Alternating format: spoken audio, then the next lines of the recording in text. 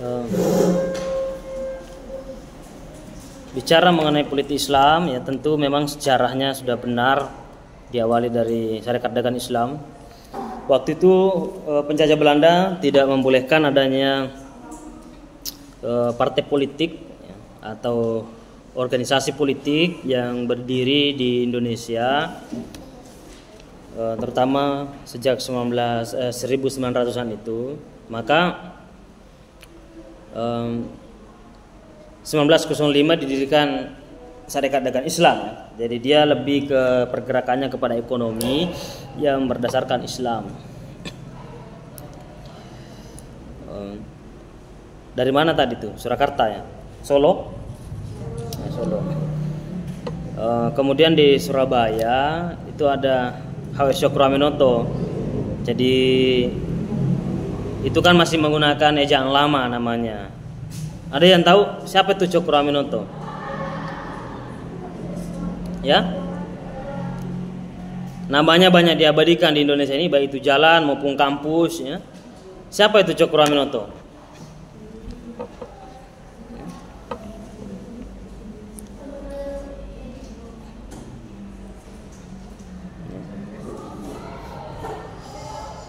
Jadi Cokroaminoto itu adalah tokoh nasional, tokoh yang bukan hanya nasional tapi internasional, mendunia, yang mendidik banyak tokoh-tokoh besar setelahnya. Mungkin Anda tidak akan mengenal Bung Karno sebagai presiden pertama yang berjuang dalam kemerdekaan Indonesia kalau tidak dididik langsung oleh Cokroaminoto. Ya, maka banyak yang mengatakan kalau Anda ingin membayangkan siapa itu Cokroaminoto, seberapa hebat Presiden Soekarno berpidato, jauh lebih hebat gurunya itu, Cokroaminoto itu. Jadi dia banyak belajar. Bung Karno memang banyak belajar secara otodidak dan secara meskipun dia sibuk ya. Kita pahami bahwa Insinyur Soekarno itu adalah mahasiswa sibuk, lebih sibuk dari Anda karena dia insinyur. Ya. Jadi kalau ada alasan bahwa tidak berorganisasi karena sibuk, ya, jauh lebih sibuk para pendahulu kita. Ya. Bung Karno itu sangat sibuk sekali, tapi masih ada waktunya memikirkan bangsa Indonesia ini, bahkan berjuang, ya, baik itu secara fisik, baik secara intelektual, itu secara visi dan misinya. Ya. Begitu juga dengan Bung Hatta, Muhammad Yamin, ya. Kemudian tokoh-tokoh yang lainnya yang mengikuti Haji Agus Salim. Gitu. Jadi nanti di Syarikat Islam itu ya, ketika berubah tahun 1912 banyak tokoh-tokohnya nanti melahirkan Masyumi ya. Masyumi ini kita paham bahwa ada tokoh besarnya seperti Kiai Agus Salim. Kiai Agus Salim itu salah satu tokoh nasional Indonesia ya, yang memberikan kebangkitan Indonesia itu sendiri. Nah makanya ada perdebatan mengapa Hari Kebangkitan Nasional itu disematkan pada Budi Utomo ya. Padahal itu Budi Utomo berdiri 1908, 3 tahun setelah berdirinya Syarikat Dagang Islam. Jadi banyak yang mengkritik bahwa Islam dihilangkan dalam peran-perannya dalam kebangkitan nasional ya. Ada ketidakadilan dalam penulisan sejarah. Kita paham bahwa SDI itu luar biasa cara perjuangannya dari perdagangan, dari ekonomi, menghimpun para pedagang Islam. Kemudian masuk Syarikat Islam yang dipelopori oleh yang dikembangkan oleh H.W. Cokroaminoto, kemudian ada Haji Agus Salim gitu ya. Kemudian banyak tokoh-tokoh yang lainnya seperti Tan Malaka, Musso dan tadi yang sudah disebutkan juga pemakalah itu Semaun ya, dan tokoh-tokoh lainnya. Ada Tan Malaka juga di situ. Bahkan Tan Malaka ini menulis buku Dana Republik. Jadi sekitar 20 tahun Indonesia merdeka itu Tan Malaka sudah mencita-citakan nanti akan berdiri Republik Indonesia. Pikirannya jauh lebih dulu dan perjuangannya lebih duluan daripada Bung Karno dan Bung Hatta yang juga ikut menulis tentang Republik Indonesia. Meskipun nanti dia dikelompokkan dalam pemikiran kiri ya, tapi kirinya Tan Malaka itu berbeda dengan komunis, ya. Berbeda dengan komunis, dia tetap kompromi dengan Islam, dia menginginkan perubahan secara radikal. Nah, Islam memang berkembang terus. Masyum itu pernah dibakukan, ya, karena dianggap masuk dalam kelompok pemberontakan revolusioner untuk menggulingkan Bung Karno. Jadi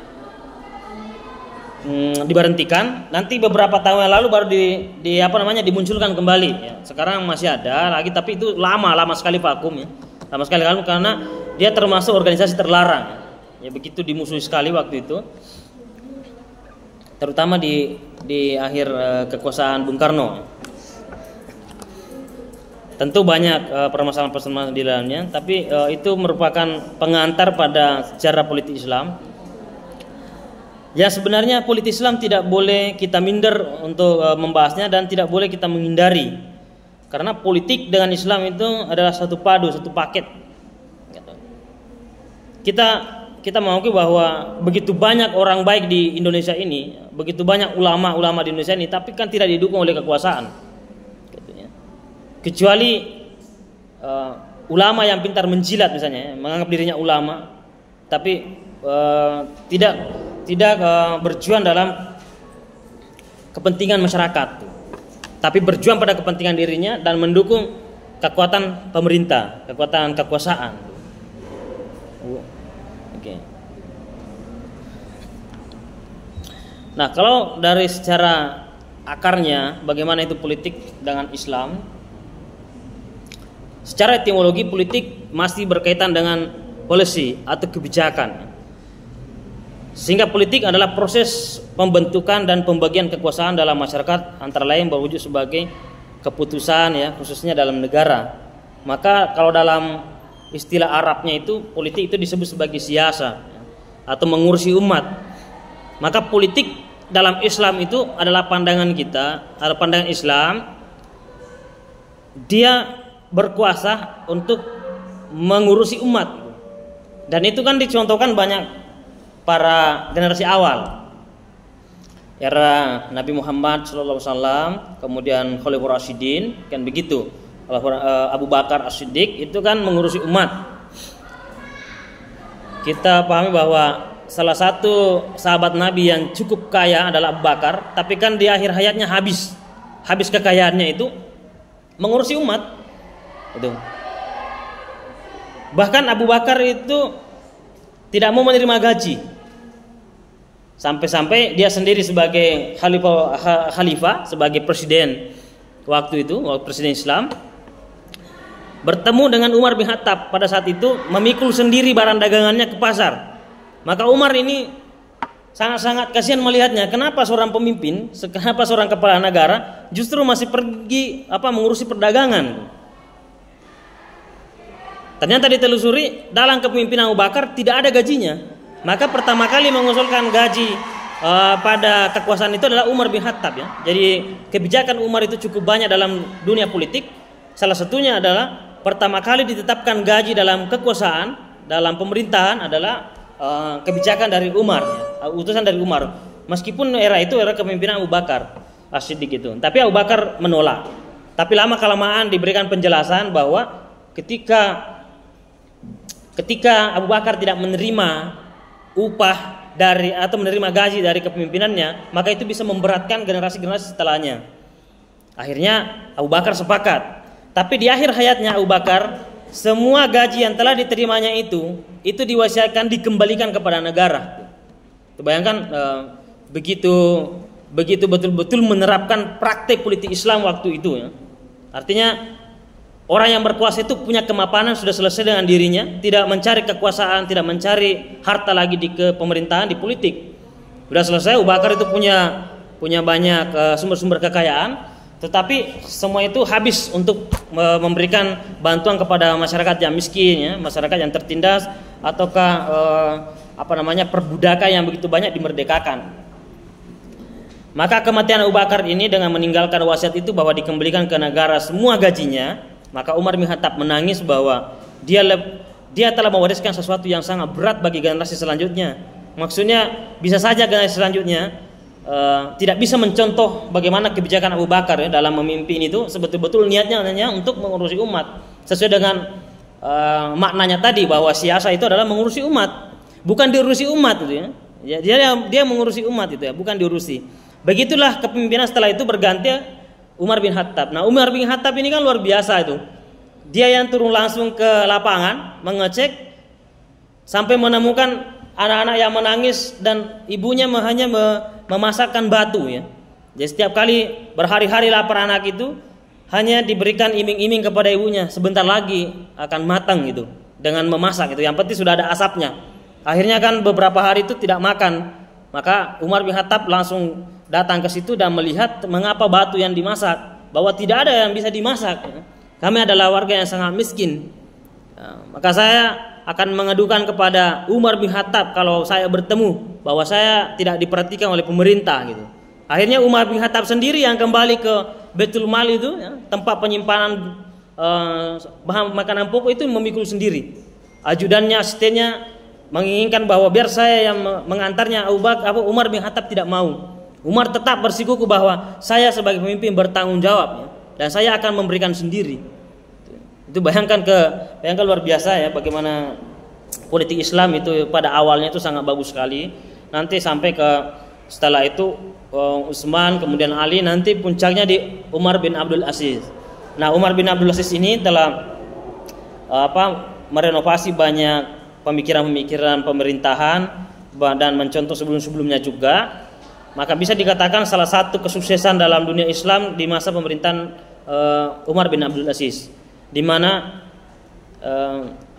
hanya bisa membusuk persediaan pangan yang ada di kas negara waktu itu ya, atau kalau sekarang di Bulog. Kalau sekarang kan Bulog itu di Indonesia menyimpan berbagai macam makanan pokok, terutama beras, tapi itu kan impor, banyak sekali impor. Masyarakat kita banyak sekali yang panen tapi tidak dipedulikan, tetap impor. Mengapa? Karena kalau mensukseskan impor itu banyak uang yang masuk di kantong pejabat ya, daripada membeli milik orang lokal, orang Indonesia, daripada membeli milik petani. Itu tidak ada untungnya bagi kekuasaan. Yang diuntungkan hanyalah rakyat. Tapi kalau mengimpor beras jor-joran, mengimpor garam pun, kita adalah negara yang sangat luas di dunia. Ada yang mengatakan kita adalah negara yang paling ketiga luas lautnya, tapi kita mengimpor garam, kan aneh. Mengapa? Karena mengimpor garam itu, mengimpor apapun otomatis masuk ke kantong pejabat, bermiliar-miliaran itu. Maka itu kan sekarang banyak yang dipermasalahkan, impor gula, impor apa, semua dipermasalahkan itu. Mengapa mengimpor pada Indonesia bisa memproduksi? Karena itu tadi pejabat kita tidak memikirkan rakyat, ya. Tidak memikirkan rakyat, tapi memikirkan diri sendiri dan anggota-anggotanya. Itulah yang membedakan di dalam konsep politik Islam dengan apa yang terjadi hari ini ya. Coba bayangkan kalau ada orang Islam yang menang dalam politik, bisa mengikuti bagaimana tradisi masa yang lalu ya, betul-betul mengurusi umat gitu. Itu saya pikir bisa Islam makin berjaya gitu. Nah, politik tidak bisa dihindari ya, karena itu adalah fitrah kemanusiaan itu. Bahkan tidak ada orang yang bisa menghindari namanya politik, karena setiap orang pasti hidup di suatu negara, sedangkan negara adalah organisasi politik tertinggi ya. Jadi kalau ada orang Indonesia tidak mau bicara politik, dia pun juga adalah bagian daripada korban politik gitu ya. Karena kenapa? Dia hidup di suatu negara di mana negara itu adalah organisasi politik tertinggi. Maka politik itu bagian pokok dari kehidupan ya. Maka ada ungkapan yang mengatakan bahwa tidak ada kebaikan pada agama yang tidak ada politiknya, dan tidak ada kebaikan dalam politik yang tidak ada agamanya gitu ya. Jadi politik kekuasaan harus dipandu oleh agama supaya disalurkan ke yang selayaknya. Begitu juga dengan sebaliknya ya. Agama harus ditopang oleh kekuasaan ya, karena suatu ajaran agama yang tidak ditopang oleh kekuasaan tidak mungkin mengalami kejayaan itu. Dia akan disingkirkan. Maka salah satu Hujatul Islam Imam Al-Ghazali, meskipun dia banyak dikutip sekali dari perspektif agama dan tasawufnya, tapi dia juga sebenarnya banyak berbicara tentang negara, banyak berbicara tentang pengetahuan. Salah satu ungkapan Imam Al-Ghazali, dia mengatakan memperjuangkan kebaikan ajaran agama dan mempunyai kekuasaan politik adalah saudara kembar.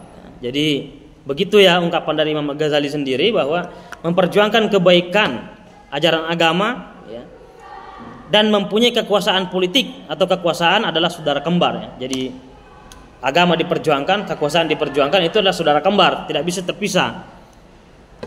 Maka agama adalah dasar perjuangan, sedangkan penguasa kekuasaan politik adalah pengawal perjuangan. Jadi agama itu dasarnya perjuangan, tapi yang mengawal perjuangan itu adalah politik. Gitu ya. Kalau makanya Islam mengapa selalu berjaya dari dulu? Karena dia memiliki kekuatan politik. Ya. Dia melakukan perluasan wilayah dan memiliki kekuatan, maka dia berjaya. Kalau sekarang kan kurang berjaya, karena kenapa? Hampir semua sektor tidak dimiliki kekuasaan itu. Perjuangan yang tak didasari prinsip agama akan runtuh, dan perjuangan agama yang tak dikawal kekuasaan akan sia-sia. Gitu. Itu yang kira-kira yang sangat populer pandangan Imam Al-Ghazali dalam segi siasah. Ya.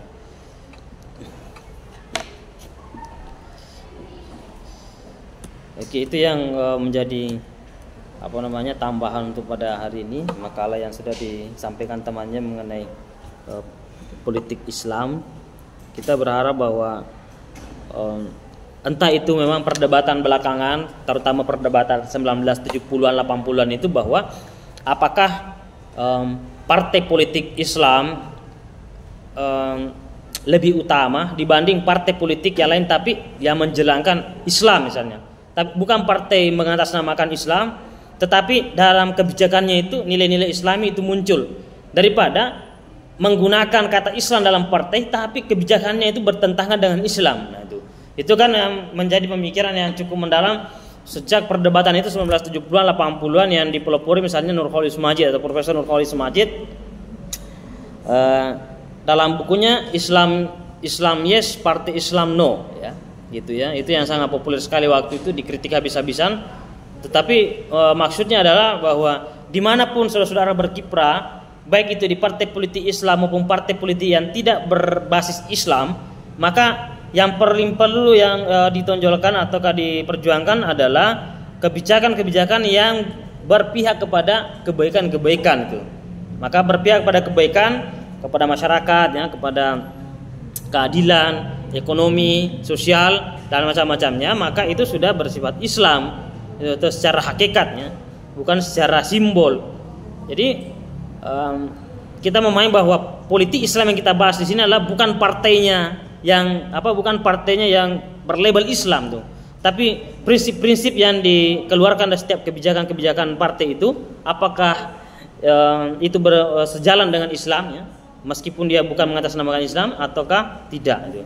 Karena konsekuensi yang cukup berat ketika menggunakan kata Islam dalam satu komunitas atau kelompok atau organisasi, apalagi politik, ketika dijalankan tidak sesuai dengan prinsip Islam, maka Islam juga ikut tercoreng. Ya kan? Kalau yang ditangkap orang Islam, partainya bernamakan Islam, wah itu kan makin tercoreng Islam itu sendiri. Kita malu pada agama-agama yang lain gitu. Kemudian itu ya yang menjadi tambahan pada hari ini. Nanti di